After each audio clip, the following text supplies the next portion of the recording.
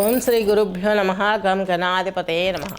ఈరోజు మనము మార్చి 19, 2026 నుండి మరలా మనకు 2027లో వచ్చే ఉగాది వరకు జరుగు గోచారం 12 రాశుల గోచారం తెలుసుకోబోతున్నాం.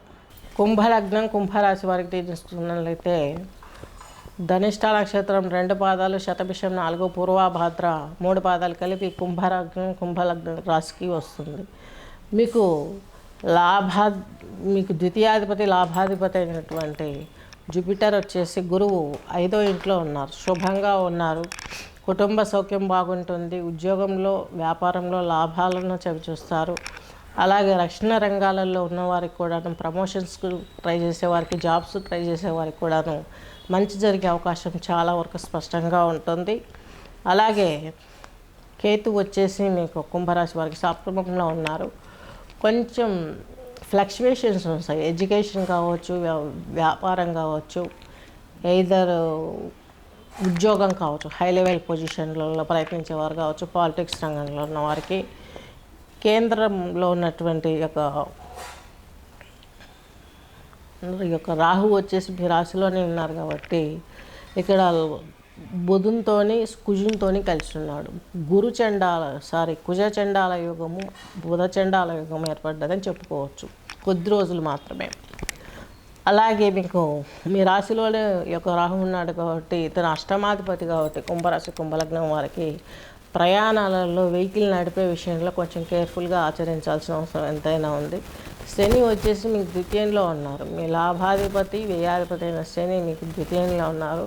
శుక్రునితో కలిసి ఉన్నారు. తాత్కాలికంగా శుక్రుడు 30 days అక్కడే ఉంటాడు మీతో పాటు. రవి కూడా మీతో అక్కడే ఉంటారు. జీవిత భాగస్వామి, సొసైటీలో ఉన్నత వర్గాల వారు ఒక 1 month అక్కడే మీతో కలిసి ఉంటారు. కానీ తాత్కాలికంగా మనం వీళ్ళని కూడా ఆధారం చేసుకుంటాం కాబట్టి జీవిత భాగస్వామి అయినా, సొసైటీలో పెద్దవారైనా, తల్లిదండ్రులైనా, సిబ్లింగ్స్ అయినా మీకు చాలా సపోర్ట్గా ఉండే టైం ఇది. ఈ పీరియడ్ని మీరు గోల్డెన్ ఆపర్చునిటీగా తీసుకోవాలి. కాకపోతే ఒకటి ఏంటంటే రాహు ఉన్నాడు కాబట్టి రక్త దర్శనాలు చేస్తారు కాబట్టి అష్టమాధిపతి కాబట్టి మీరు చేసే జర్నీస్లలో చాలా కేర్ఫుల్గా ఉండాలి. ఎక్కడైనా ఏదైనా జరిగితే ప్రమాదం కాబట్టి దుర్గాను ఆరాధించాలి, దుర్గా ఆరాధన చేసుకోవాలి. నెక్స్ట్ వచ్చేసి వినాయకుని పూజలు ఎవరు మర్చిపోవద్దు. వినాయకునికి సంకటహర చతుర్దశి అనేసి ఈ అమావాస్య వెళ్ళిపోయిన 4వ రోజు చేస్తారు. అది మా ఇంట్లో మా గుడిలో కూడా చేస్తాము. ఇంట్రెస్ట్ ఉన్న వాళ్ళు చేయించుకోగలరు. దానికి కావాల్సిన ఫీజు డీటెయిల్స్ అవన్నీ ఇస్తాను. ఆ రోజు చేయించుకుంటే ఈ వినాయకుని పూజలు చేయించుకున్న వారికి కేతు దోషం పోతుంది, బుధుని దోషం కూడా పోతుంది. అలాగే రాహుకు అమ్మవారి ప్రదక్షిణలు చేసుకోవడం, అమ్మవారి దీక్షలు తీసుకోవడం చాలా మంచిది. నెక్స్ట్ వచ్చేసి కేతు వచ్చేసి మీ గురించి చెప్పుకున్నాము.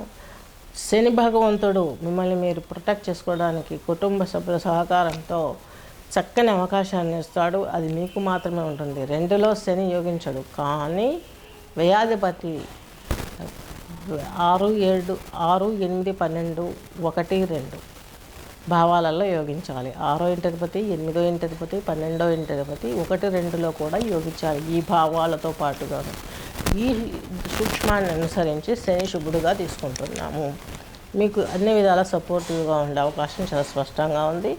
ఆదాయం 2, వ్యయం 8, రాజపూజ్యం 4, అవమానం 2. కుంభరాశి కుంభలగ్నం స్వస్తి.